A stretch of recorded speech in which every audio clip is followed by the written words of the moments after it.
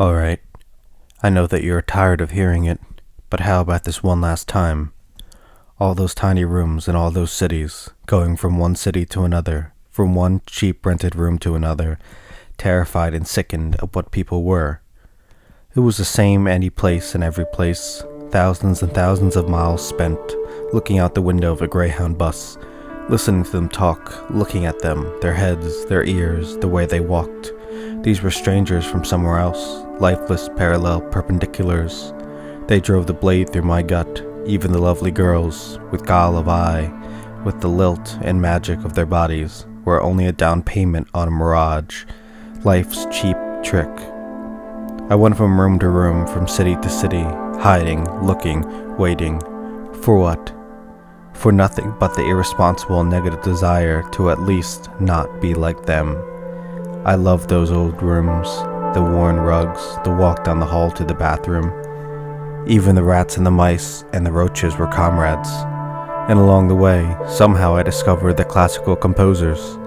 I had an old record player, and rather than eat, I used what funds I had for cheap wine and record albums.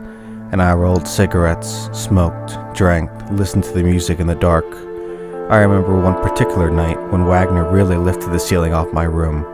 I got up out of bed, joy-stricken. I stood there and lifted both arms towards the ceiling, and I caught sight of myself in the dresser mirror, and there was nothing left of me, a skeleton of a man, down from 200 pounds to 130, with sunken cheeks. I saw this death skull looking at me, and it was so ridiculous and so lovely that I started to laugh, and the thing in the mirror laughed back, and it got funnier and funnier as I lifted my arms higher toward the ceiling. And along with those old rooms, I was lucky. I had gentle old landladies with pictures of Christ on the stairways, but they were always nice in spite of that.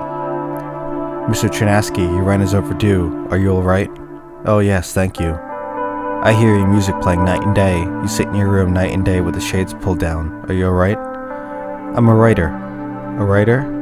"Yes, I just sent something to the New Yorker. I'm sure I'll be hearing from them any day now."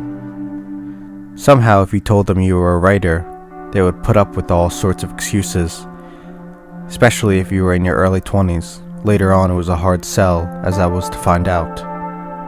But I loved those small rooms in all those cities with all those landladies, and Brahms and Sibelius and Shostakovich and Ives and Sir Edward Elgar and the Chopin Etudes and Borodin, Beethoven, Haydn, Handel, Mussorgsky, etc.